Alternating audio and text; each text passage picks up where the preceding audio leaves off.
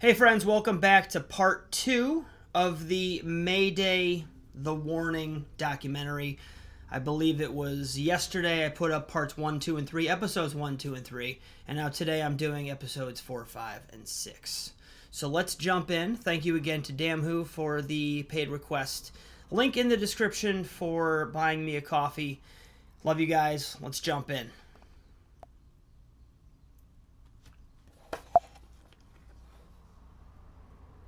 Technology played a huge part in our band. We became known because of a YouTube video. Social media is such a big part for us as a band, and without social media, we wouldn't have reached all those people who listen to our music right now. I honestly don't know how they do what they do, but I know that the numbers don't lie.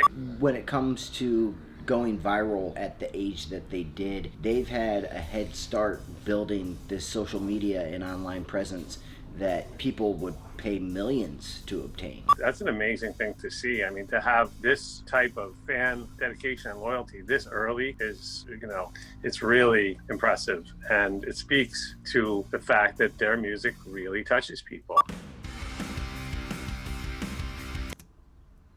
That's a really cool aspect to their whole career, is that, and I think I mentioned this in the last video, either that or I was talking to somebody else about it, but the bottom line is that they've been given like the golden ticket because of social media. I mean, that's what blew them up, and social media is a great way to reach literally everybody. And so, unlike the bands of the 60s, 70s, 80s, 90s, 2000s, those bands didn't have this as a go-to or as like the main track that you take when you start.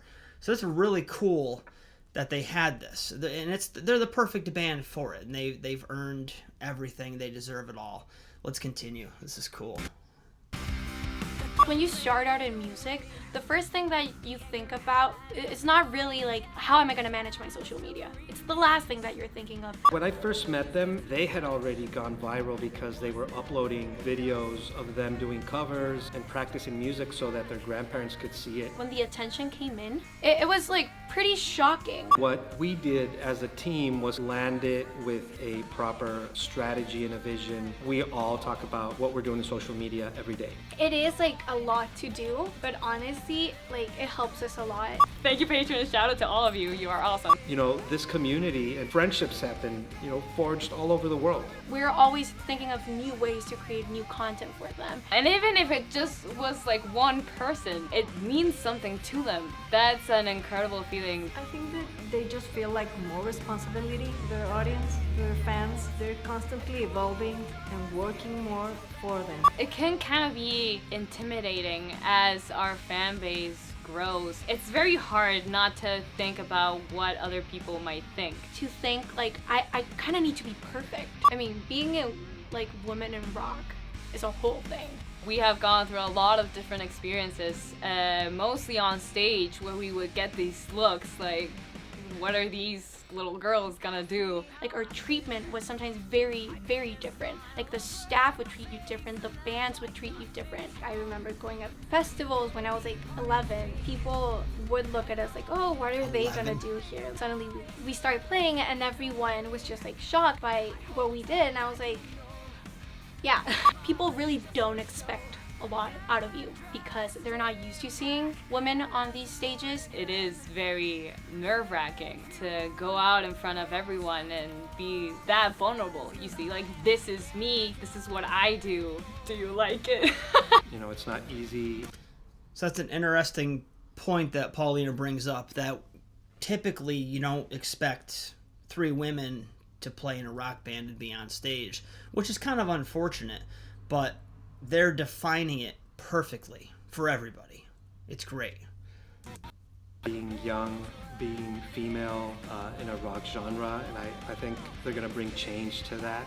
The most important thing in what we do is to just stay true to ourselves. I'm really proud that this is a group of girls. I think there's so much talented female musicians out there, but historically they've been underrepresented in rock and roll. I don't really know what the reason is, but if I can be a part of helping to bring that energy to the forefront, then that's what I want to do. You know, in such a male-dominated field, to see not only three women but three sisters playing rock music, it was awesome. Also, being a father of two daughters, it was inspiring to see that too. It's something I wanted them to see. We step up our game. Yeah, so three women, but also sisters, and they get along great. That what a once in a million years opportunity. Just to prove we belong here. Rock and roll and music in general is for everyone to enjoy. It doesn't matter who's playing the music. If you like it and if it's good and if you think it's good, that's what matters. They are the future of rock and roll. Playing rock and roll, like there's no energy equal to that. To see like all these people that are from all around the world, some of them are older, some of them are younger, how they all just connect like through the power of music. And it's so fun to see people having fun with you. It's just like a big party. When young girls reach out to us, it's the most satisfying feeling ever. You can feel it when people tell you what your music means to them. It's such an indescribable feeling. Like when someone comes up to you in the meet and greet and they're like, I started playing the drums because of you. Oh my God, like you feel like crying. It shows that anyone can do what we're doing. It's easy for people to blow up on the internet and kind of not act like it's a thing, but these girls, they dedicate time every day to try and make sure that someone in their fan group or their whole fan group has an experience. There are so many people that follow us and listen to our music. If I am just able to keep doing what I'm doing right now and keep touching like people's hearts this way, I'm happy. I really love what I do, and I'm very grateful that all of you have given me the chance to prove it and to be it and to share it with you. I like making my pod. Wow. So in conclusion, you know, they start very young in the age of technology. Technology helps them spread their wings and get their message out there. But more importantly, they're super talented, super hardworking, super driven. They don't waver in the face of, you know, management and record companies, and they've paved their own way. They've paved their own way. It's absolutely amazing what they've done, and they're not even 30, you know, not even 25, right, for two of them. So like I always say, it's going to be insane to see where this goes in the next 5, 10, 20 years. Unreal. So part 5 is coming up. I will see you guys over there. All right, guys, episode 5 coming at you. Here we go. We had never really worked with people outside of like our trusted group. My first actual personal interaction was when I met them. They were playing 2 sold-out nights at Mercury Lounge, and I came the first night and checked it out and was so blown away. I came back the second night with Jason Blum. Devin O'Connor, our senior A&R person at Lava, she invited me to go to a show at the Mercury Lounge, and I think it was a cold winter's night, and I've been to the Mercury Lounge too many times in my life, but I went and my head exploded. Going from being an independent band to a signed band is a very big change. Because we have been independent since we started and we had been doing really well. For years, we've always kind of seen where the band is going independently. We started seeing this growth, and we would ask ourselves, it's like, how far can we take it ourselves? And then when is it time to start searching for partners? We just didn't want to sign with someone who would take control over our music. When Lava approached, it was just like an amazing opportunity for us. The Warning had great touring numbers, great Spotify numbers, great social media interaction. Their fans are diehard. But first and foremost, the most important part is the music, and the music blew me away. At Lava, we like to sign great artists. It's really a simple criteria. When we were approached by Lava, we dove in and definitely found very clear pattern. It was the same sound and look before Jason got him than after. When they actually reached out to us, we couldn't believe it. And me being an amazing, like a big Paramore fan, I was just like, wow, Jason Blum just got, oh wow. But when we started talking with Lava, we clicked. We were on the same page. I knew that this was the step that we had to take, that we would be able to be on another level now. It took a long time, We were negotiating for 7 months. But we finally did it. Signing with Lava was like a game changer for us. Complete game changer. When we signed, it was it was just such a big relief. And now, with the whole Lava team behind us, I feel super powerful. Honestly, I am so grateful. We're this super strong team. Being the first rock band in Latin American history to sign with a US major record label definitely has to be my proudest moment, and every grain of sand that I contributed to that is something that I'll cherish forever. That's one for the books. That's pretty cool. Ever since we signed, we've gotten like so many opportunities. Like we got to record our 3rd album during a pandemic. With the power of a record label, we can make songs for different artists. We can get our songs in movies or anything. Like the possibilities are endless. Our earliest goals for the band, like we're gonna learn this song and we're gonna rock it, we're gonna be on time. I mean, those are still goals. But as we grew like up until now, our goals have changed drastically. I would just really love to play all over the world and like have my music reach out to like as many people as possible. And we would love to, you know, go on a world tour, get our music everywhere, and just kind of like share that love for music that we have wherever we can. I can envision a stadium full of fans rocking out to The Warning. If we were able to help make that happen, it would be, you know, just it would just be magical. Future hope for the band is world domination.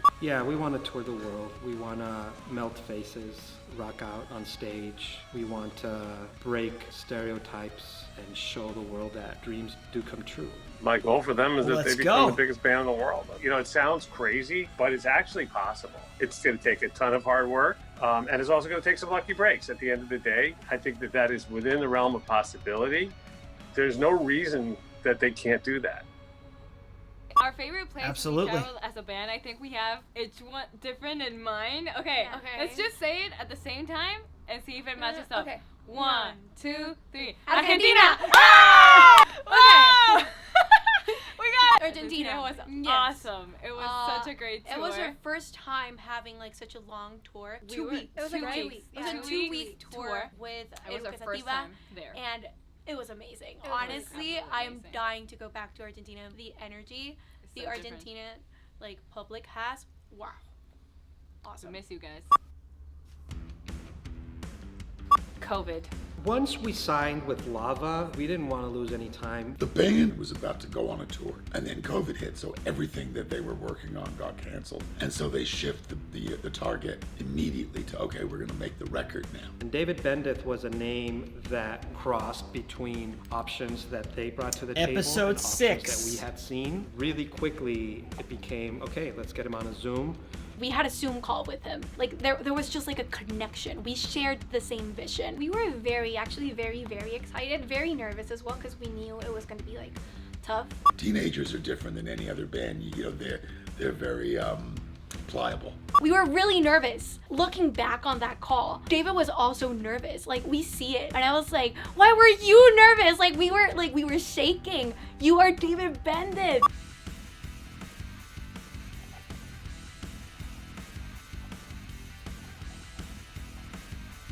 Making an album in the middle of a global pandemic was a very unique experience. We started lockdown on March. We had not left our house until September. We were really respectful of like the safety of it all. Obviously, it was COVID, and the first thoughts across my mind were, how is this gonna work? But what we did was we were in the bubble. We decided after a lot of conversations about it that we were gonna record it in New Jersey. We did COVID testing, we traveled with seat covers and masks and face shields and gloves, antibacterial and sprays and wipes. Nobody on our team got COVID. We were all very careful and very professional. And I think, that just makes this album that much more special. We were just in a little bubble all the time. I think it kept us really in the zone. It was definitely scary starting at first because of course the questions come up of maybe if we wait another month, things will be safer. But it ultimately came down to the fact that The music was ready, and it feels urgent. It feels relevant. We want to put this music out. Working with David and Rick was a very new experience for us. Actually never worked like this much with people who only talk in English. Their English is amazing. My Spanish is absolutely awful. The one time that I brought up a mispronunciation, I can't remember if it was Danny or Pau, one of them said something and I jumped on it. And you just hear Allie from the back, your Spanish sucks. You gotta watch out. You don't know who's waiting in the wings to get you.